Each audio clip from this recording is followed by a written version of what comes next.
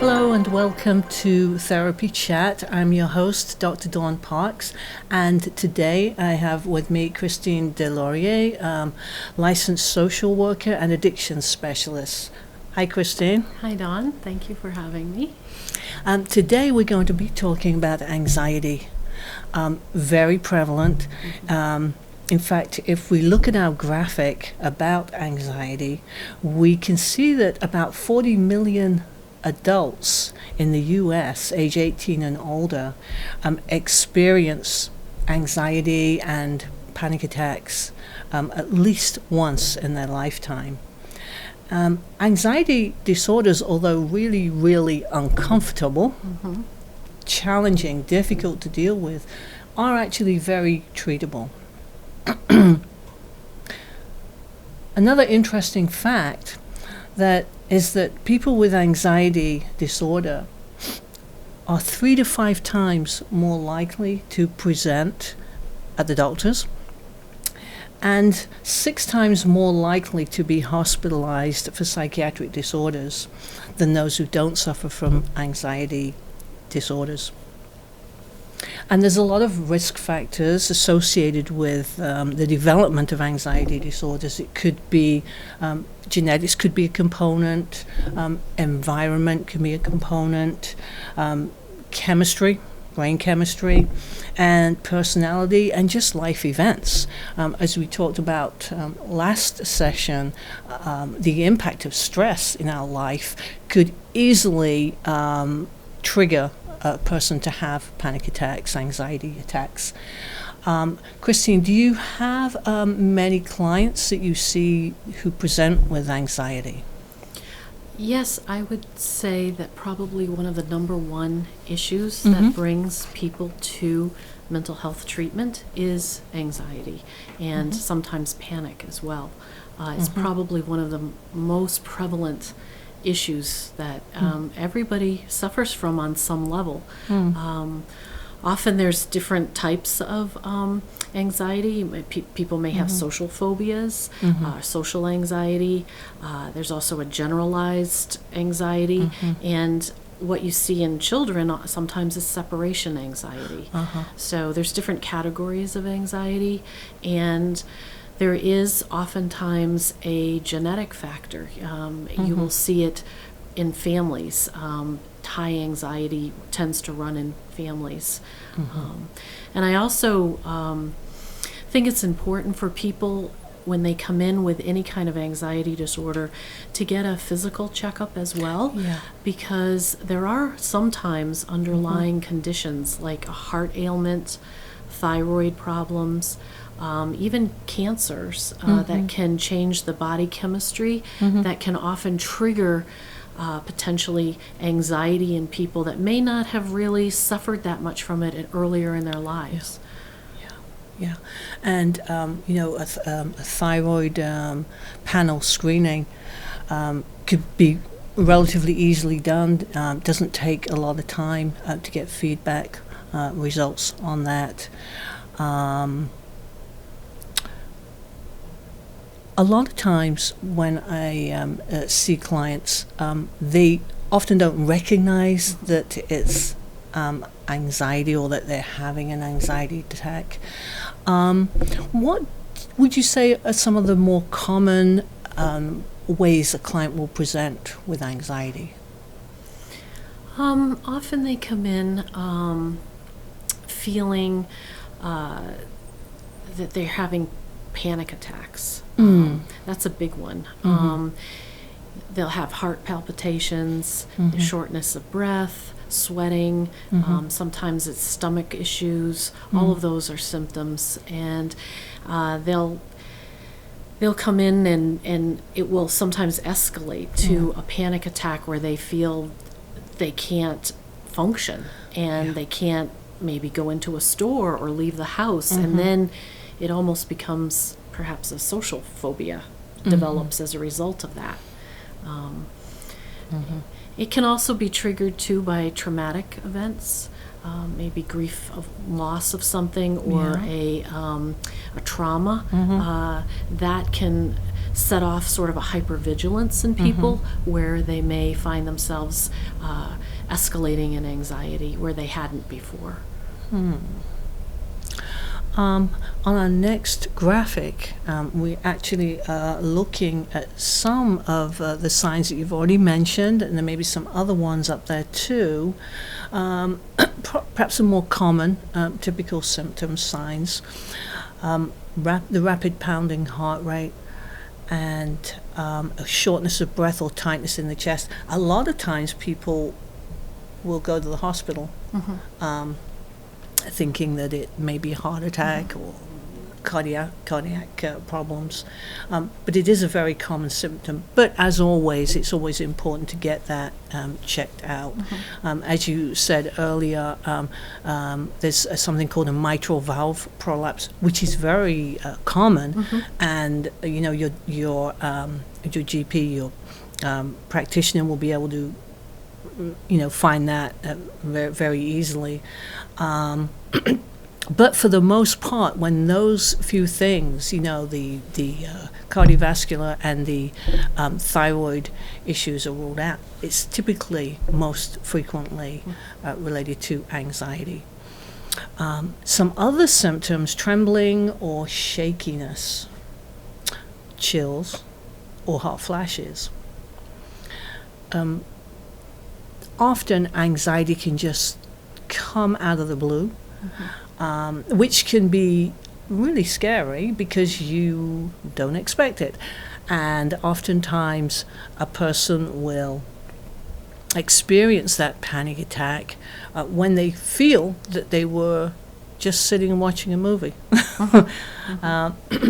So it can leave a person feeling very on edge and not knowing when the next attack is going to happen. And as you said earlier, that can result in the person not wanting to go to the store, not wanting to go perhaps to a social event, even having a hard time perhaps going out to work. Some other symptoms of anxiety and panic attacks, feeling weak, dizzy, faint, kind of lightheaded, the shakiness, tingling or numbness in the feet or in the fingers, hands and fingers, an overall sense of the feeling that something really bad is going to happen, that this is an emergency situation, feeling sweaty, having chills, and feeling nauseous. Sometimes a person may tend to experience a certain type of one of these symptoms, and other people can experience a whole lot of different ones. I think it's important too to also realize that panic attacks can be triggered by substance abuse. Yes. Oftentimes people will be using a substance, and when the substance wears off and they start going through withdrawal, and you see this quite commonly with marijuana use. People will feel anxious, they'll use marijuana to treat the anxiety, which in the beginning works, but then when the marijuana wears off, the withdrawal and the anxiety escalates even more, which then triggers more marijuana use, and it becomes kind of a vicious cycle. And some other drugs also can trigger withdrawal symptoms that can cause panic. Yes. And that can lead to kind of a vicious cycle of constantly using substances to medicate the anxiety, which then can sometimes result in developing a secondary problem of substance abuse. Yes. In fact, what you've just described can be nicely summarized in our graphic about the panic cycle. So for some reason, something triggers anxiety. That balloons into an anxiety attack. Then we have fear of another one. That creates more anxiety. And so we probably have another anxiety, panic attack. Yeah. And then there's more fear, and then it just kind of goes around and around and around. And it's really hard, can be really hard to get out of that, because sometimes it can be incapacitating. It can feel incapacitating. So the question is, how do we have our clients start to deal, manage with these panic attacks and anxiety? I know for me, one of the first things we will do is in the history, taking the history, we'll look at what that individual current stress levels are, right? What's going on. Sometimes it's that they're in a chronic state of stress, or it may actually be getting worse, and they feel there's no way out, and so they develop this anxiety, and which develops into panic attacks. It could be that we're talking about a drug-related issue, and for some people, for example, with cannabis, they can. A lot of times, I've had clients who've said, I tried it once and I had a really big panic attack. So looking at drug use, looking at genetic history, looking at what's going on with that person's life, and then trying to find some ways to help that person become a little bit more empowered, because just the nature of an anxiety attack can be very disempowering. The person feels they have no control about when it's going to happen, if it's going to happen, and how long it's going to last. One of the first things I do with someone who talks about anxiety is I normalize it, because oftentimes when people come in, they think somehow this is the worst problem ever and they're the only ones suffering from it. And really, it's probably the most common problem out. Everyone has anxiety to some extent. And through cognitive behavioral therapy, you can do a lot of very good work on de-escalation techniques. A lot of it with panic disorder is catching the panic cycle before it gets too high and redirecting the thoughts, doing things that can distract and interrupt the panic, and the panic loses power. And you can learn in cognitive behavioral therapy how to do that for yourself, to bring yourself back down, instead of feeling like, oh, the panic attack's going to be out of control, I don't know when it's going to end. They really don't last as long as they feel that they're lasting. It really is a much quicker up and down, like a roller coaster, than what it feels like when you're experiencing it. In fact, that's something that I also do talk about with my clients, that physiologically the panic attack, if you could see the activity on a graph, it would kind of just shoot up, and then depending on how we respond to it, it's going to burn out relatively quickly. But with those thoughts and those emotions, when's it going to stop? I'm out of control. It's going to get worse. What's going to happen? Feed it, and it stays up high, and it can feel like it's going on and on and on and on. And in fact, that's one of the outcomes of anxiety attacks, is that a person is completely drained. They may want to just sleep afterwards, or just be so tired, because it takes so much energy. And looking at CBT, we look at that triangle where we have a thought and a feeling, and then it culminates in the action or the behavior or the outcome. So, working with a client to say, here is a trigger, helping them identify what that trigger might be. Here's a trigger coming along. How am I going to relate to that trigger? What am I going to think about it? My automatic thought may be, I'm going to die. a common thought. I'm going to die. Well, I can challenge that thought, and I can say, well, it's happened before, and I'm going to be okay. It's very uncomfortable.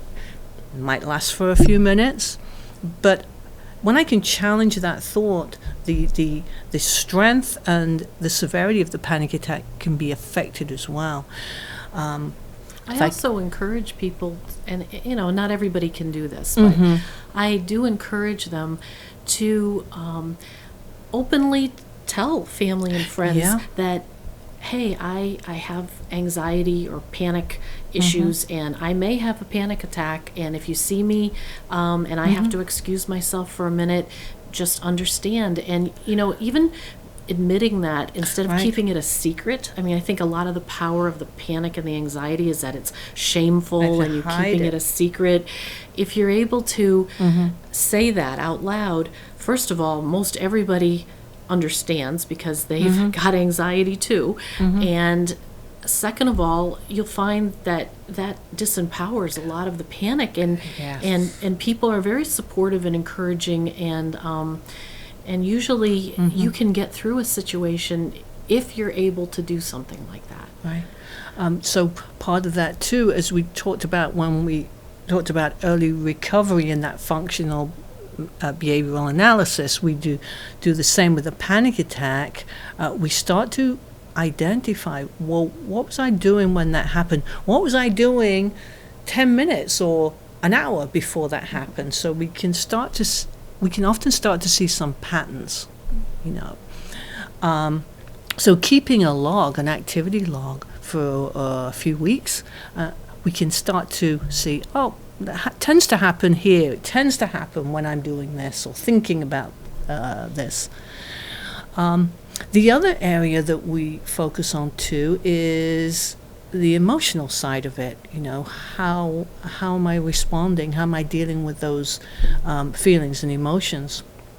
And one thing that I find is often helpful working with a client is the 3-3-3, where I can feel this panic attack coming on. What are three things that I can see right now in this room, right? It's kind of like a grounding technique. It brings me back into the moment. So name them, right? I can see a banner with Phoenix Behavioral Health on it. I can see a blue curtain, and I can see a bag over there, and I can describe that bag. By saying that, it puts the panic attack, which is happening more in the limbic system, because I'm describing something with words, it's bringing into the mix my ability to think and plan and have a kind of get a better grasp on what's going on. I do similar techniques to that. Sometimes I'll have a person count backwards from 500. Or say the alphabet backwards, which is very challenging. Yes. What it does is it interrupts the panic attack. Right. And you can't be completely focused on yourself and your escalating panic if you are also doing something that requires other concentration. And that can completely derail the panic attack. But you have to catch it early. If you wait until the panic attack gets to its full-blown height, probably not going to be able to do it. Another thing that we do is we name three things we can hear. Hear someone speaking outside the room. I hear your voice. I hear the heat. And then moving three body parts, right? I'm just moving my hand right now. I'm moving my foot right now. I'm shaking my head right now. But really coming into this current moment and starting to bring that cortex online, right? You'd mentioned earlier the importance of sharing with people that are close to me, that I can trust, that if I'm having high levels of anxiety, and that can be really helpful, because some people, when they're experiencing an anxiety attack, it may be noticeable. They may actually look very anxious and very nervous, and they may start pacing and moving around. Other people, it's more of a collapse, and it's a freeze state. So it doesn't look like much is going on. And if I can tell my partner, when I have a panic attack, the best thing you can do to help me is just don't talk. Just sit next to me, but don't talk.